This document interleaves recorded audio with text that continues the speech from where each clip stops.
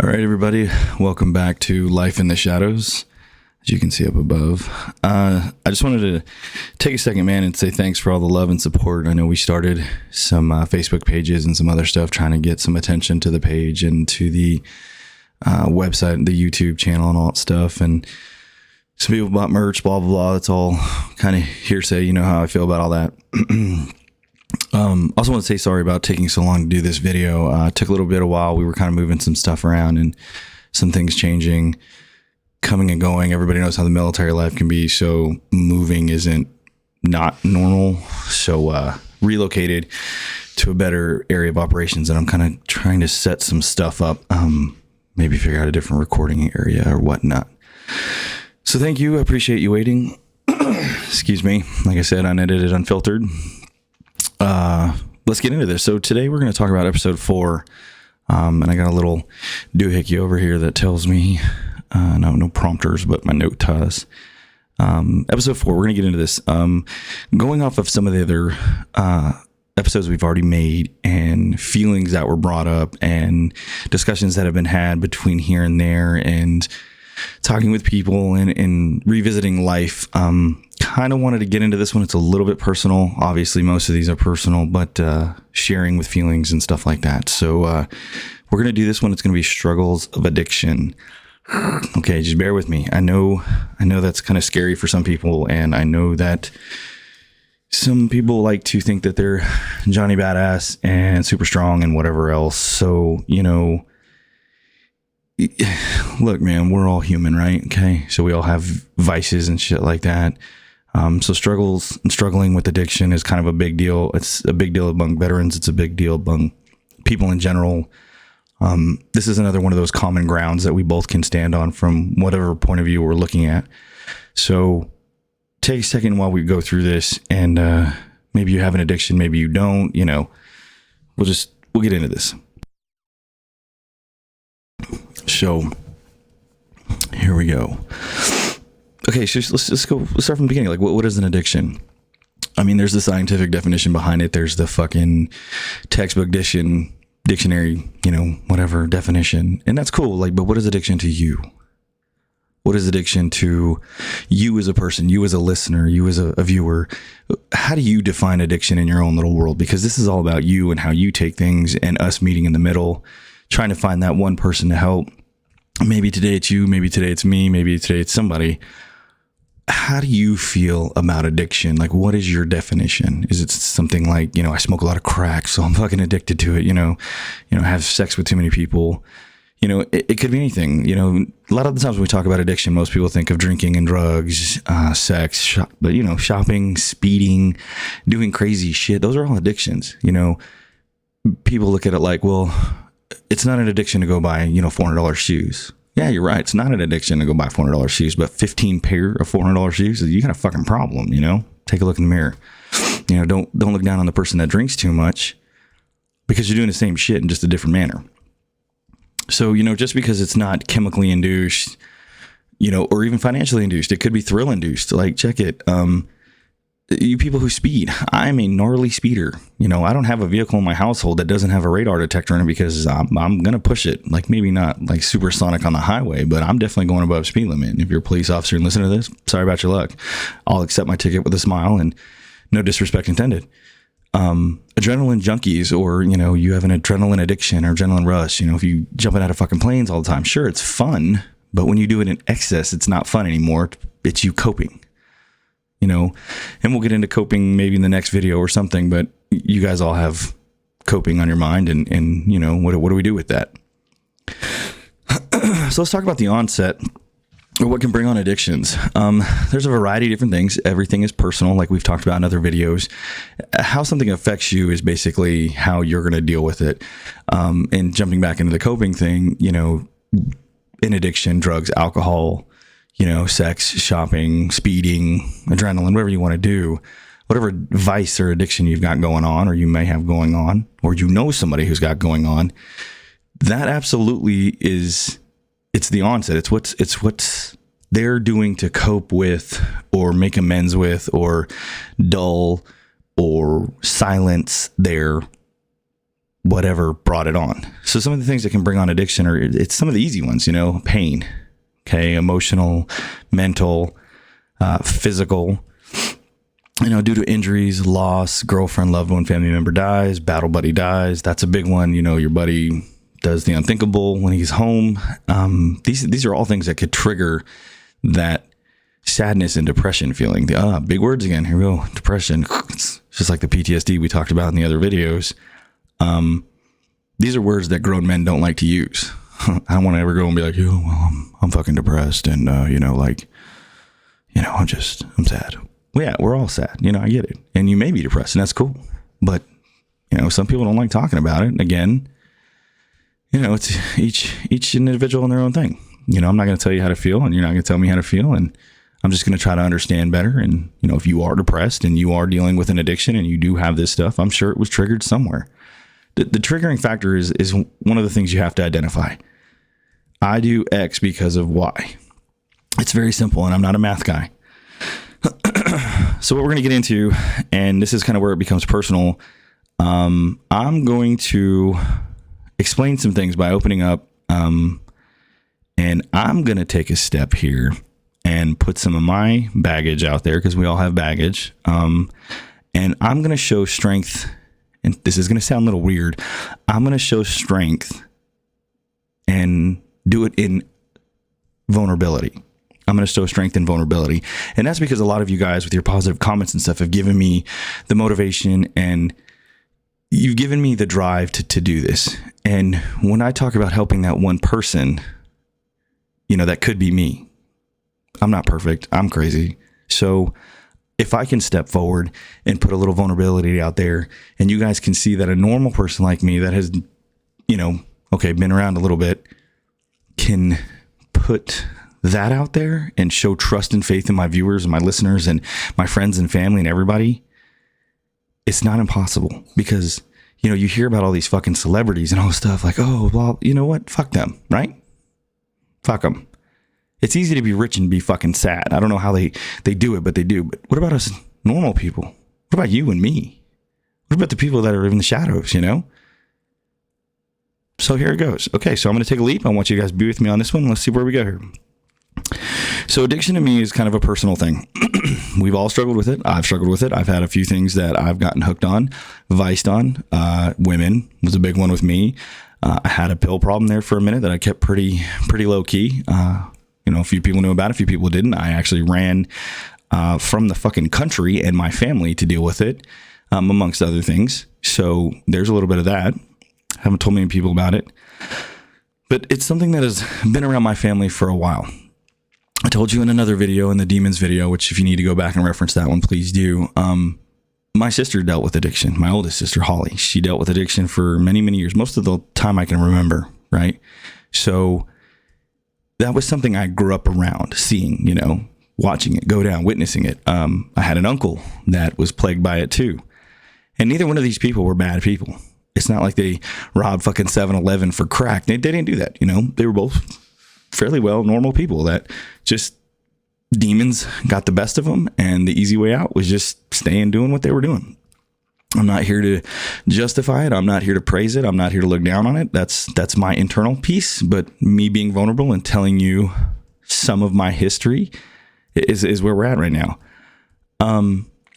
The struggle eventually took my sister. It took years and years and years. And I used to, it used to piss me off. I'm not going to lie. I used to see what it did to her and it used to drive me fucking crazy. And then it dawned on me when I started looking and what made me even madder about it. And now, don't get me wrong, my sister, she would give the shirt off her fucking back for people. Holly could do almost no wrong minus this in my eyes. Like she was a giving, loving person. And if you guys are listening and you know my sister, then you fucking know exactly what I'm talking about. My uncle was a great guy too. But the addiction got the better of him. And I used to tell my mother straight to her face, she's either going to end up in jail or she's going to end up dead. Back when I was a police officer, I used to have her friends that were snitches for me. And, they would let me know, hey, she's doing stupid shit again. And I'd have to go fucking figure it out, run around town and chase her. And it was my goal to put her ass in jail. Her younger brother.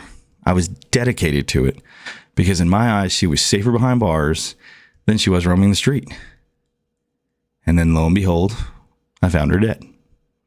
So shit happens? Not really. I mean, I don't know how to explain that. I don't know how to put it in words, the understanding of what that's like. And this isn't a sympathy thing. This isn't me saying, oh, poor me, Marcus found his sister passed away. No. Let's get this straight. I look at it like that day, better me than the people that were with me. Because of all the shit I've been through in my life. Better me take that abuse and that heat round than anybody else in my family. And I do it willingly. And, me and my father, who was a big part of that situation, did what we did best. We locked it in. We controlled the situation. We got handled and everything came out as good as it could have come. Right? Okay? So think about this. When we talk about addiction, everybody sees the one. You see the person going through the problem, the addiction. I watched my sister go through this, right? And my uncle go through this. God rest both their souls. But what people tend to forget is all the motherfuckers in the background. The moms, the dads, the sisters, the brothers, the friends, the church, the preacher, the dog you feed. There's so much shit that goes on behind the scenes that unless you've been a part of that world, you don't fucking know. Like you struggle with an addiction and you'll hear some jackass say, well, I don't know why they keep doing this. If that was my kid, well, fuck you. It ain't your fucking kid. And if it was your kid, you'd probably do the same goddamn shit. Because they're your children, they're your sisters. And I'm not saying it's right to enable somebody. I'm saying don't you dare judge somebody for the shit they're doing in the situation they're in. That's not your fucking place. Again, go back to one of our other videos. Just because you feel a certain way about a certain thing doesn't mean that person has to feel the same fucking way. This is a sensitive subject. This is a sensitive subject because I know a lot of people, look at me, and I know or listen to me, hear my voice. I know a lot of fucking people that are absolute alcoholics and cannot admit to it. It is not a big deal to go home after work and drink a fucking beer. Where it becomes a big deal is when you're on 4 or 5 and you don't remember and you're barely waking up the next day. That's called a functional alcoholic. Still hitting that pay card or time clock, You're still fucking going to work, still collecting a check. You're fucking doing it, but you are literally dying inside. And the sad part is we see you, but we also see everybody else. The kids that are affected, your parents that are affected, your friends that are affected, your performance at work, which makes you look bad. There are so many hidden aspects to addiction that even in this little video we're going to do right now, or we're doing right now, we're not scratching the surface on it. It's a fucking waterfall. And everybody will sit there and judge and put their place on it. And, if you can't accept this, you can't accept that. Or, I'm stronger, so I didn't do this. Look, man. Even the strongest people fucking fall, right? We all have that one thing we feel like we got to scratch or something we got to do. And sometimes it gets the better of us. So, sit here and think for a second, what, who do you know that might have a problem? Okay. And let's say you think about it. So, okay, cool. I got that one person, he, she, they got a problem. Take a second and think further, think deeper. How many people is that one person affecting with their addiction, good or bad, right or wrong? Because let's face it, addiction has good and bad. And I know you're thinking I'm crazy, but think about it. If you're both in a position at work and you are battling it out for the next promotion, but let's just use you're a drug addict, right? You're a secret closet heroin junkie. Okay. Your performance will inherently fuck you over. Right? You will lose the promotion or not get it. The other guy's gonna do better. It's good for him that you're a fuck up or somebody's fucking up, right? But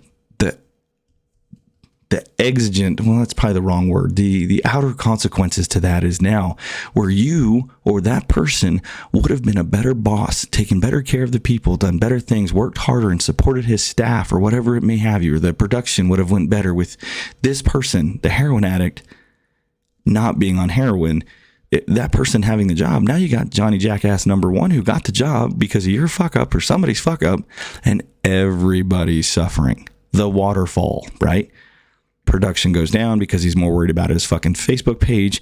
You know, the environment sucks for all the staff. Nobody's getting time off. Like, again, the addiction that got the better of somebody was good for somebody and horrible for a shitload more people. So, you know, the goods and bads, it's always more bad than good, but you know what it is. So, and you know, and I brought up my sister because I want it to be known that, you know, we're not all, you know, I don't sit here and talk to you guys about, you know, demons and struggles of addiction and coping and all that shit. I don't come to you guys as somebody who doesn't know.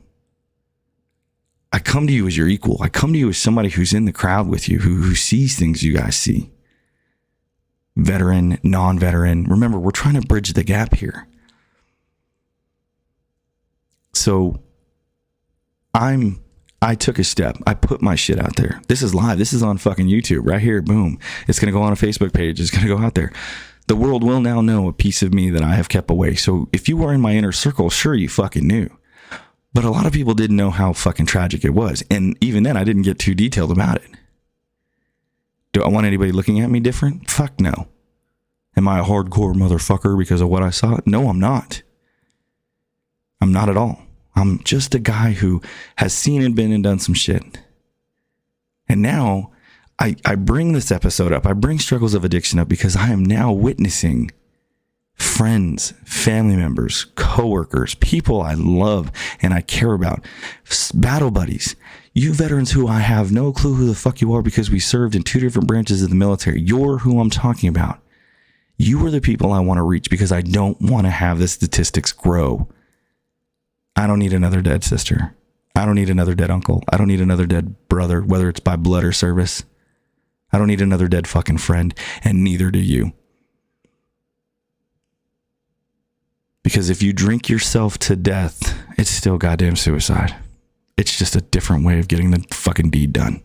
And a lot of people will not fucking acknowledge that. If you shoot up too much heroin and you overdose, it's goddamn suicide. It's just labeled different for statistical purposes. That's it. No, Johnny didn't fucking kill himself. He overdosed. Same motherfucking thing. Especially if that was your intent. And if this is resonating with you and you're hearing this and you're like, fuck, man, you know, I know somebody, or fuck, man, I drink too much. Hear me. There's help. Okay. All these videos are about people getting help. I have started getting help. I have started moving things around in my personal life to get better. I have started talking to people, fellow like-minded veterans that I see eye to eye with, because I am not impervious to this shit.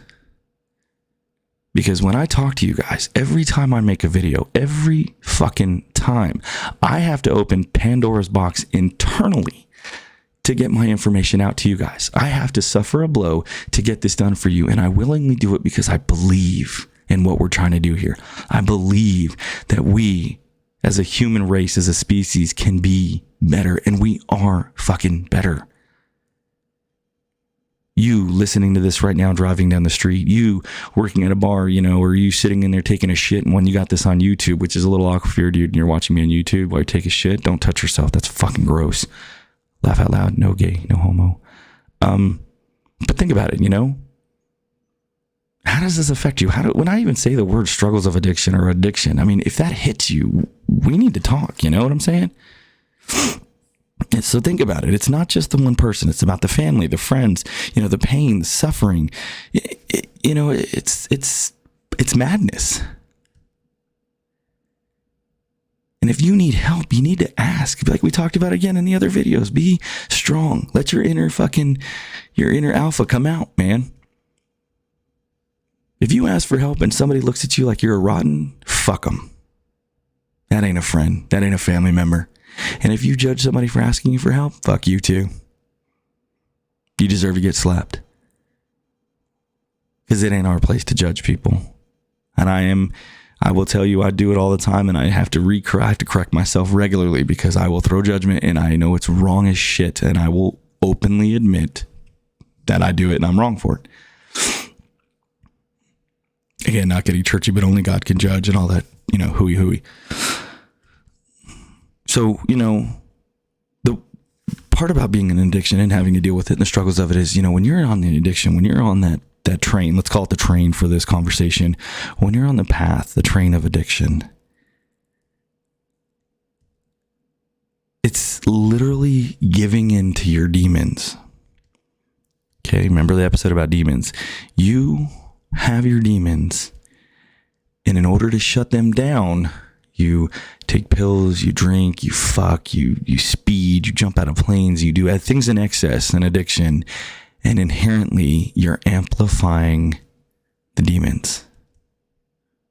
Remember we talked about that, right? So all you're doing is pumping up these motherfuckers to run your life even more. You're fueling that fire inherently.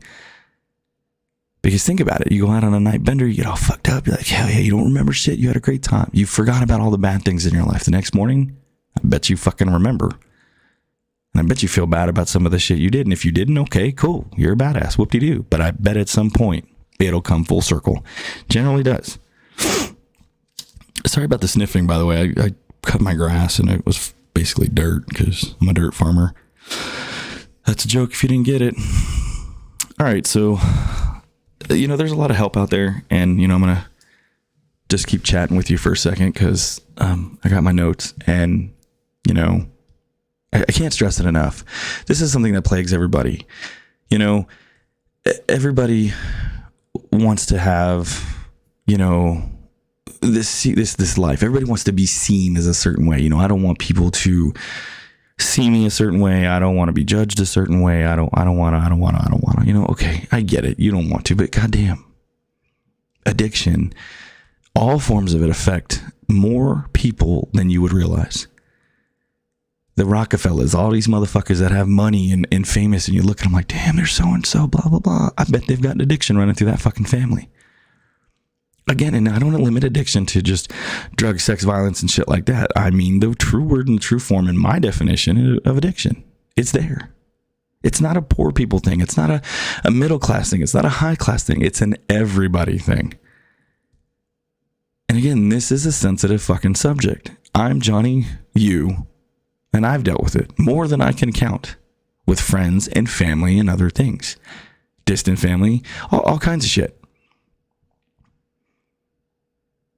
And when somebody like me offers advice to you, we don't ever want to come across like we know better, even though it'll seem that way, or I'm going to tell you what you do and you need to do it. Yes, it's easy.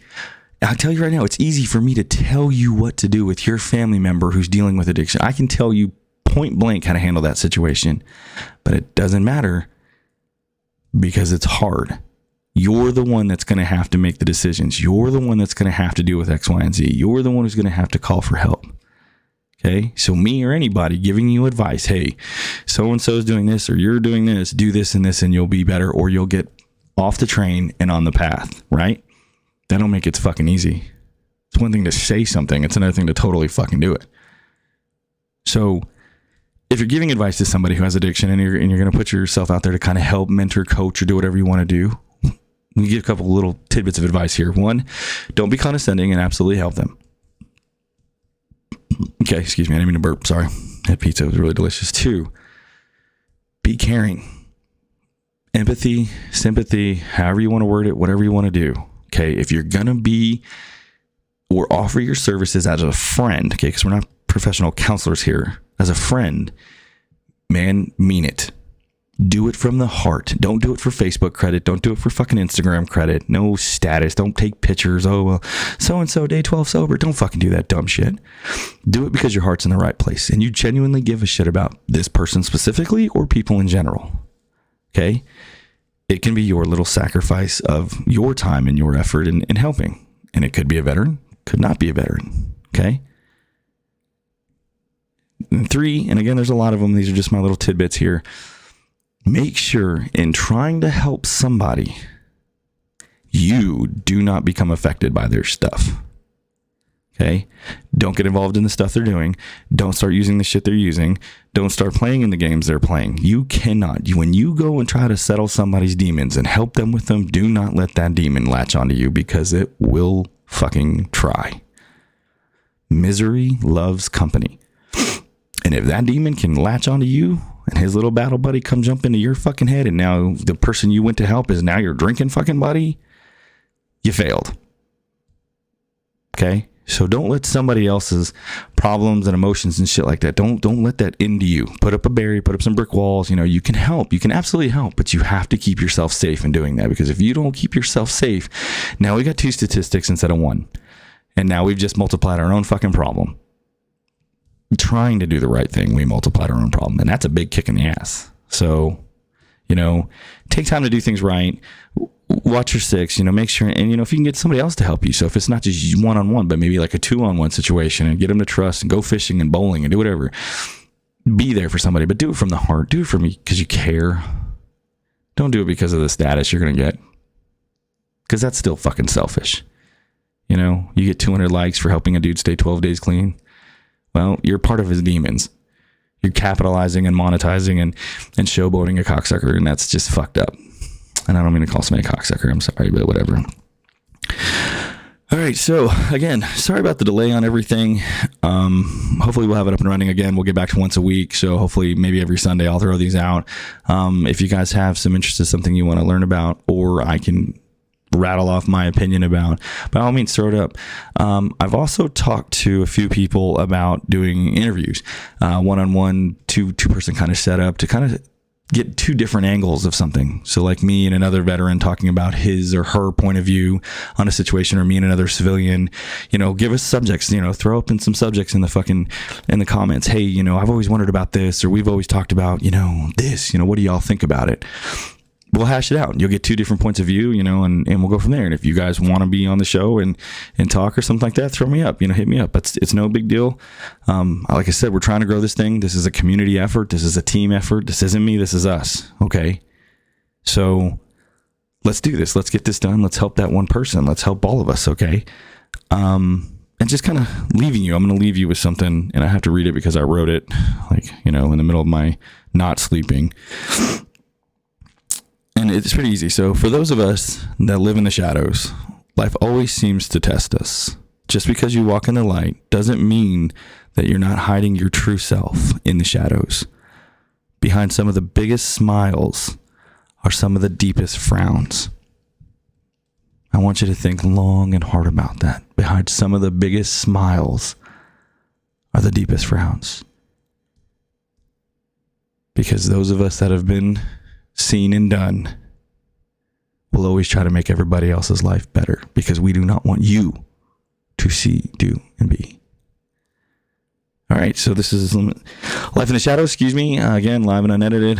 So if I'm all fucked up, I'm all fucked up. Again, we'll see you guys in a little while. If not, we'll probably throw up another video. It's good to see you on Facebook, and we'll throw some comments. Thanks for all the support, guys. Have a good one.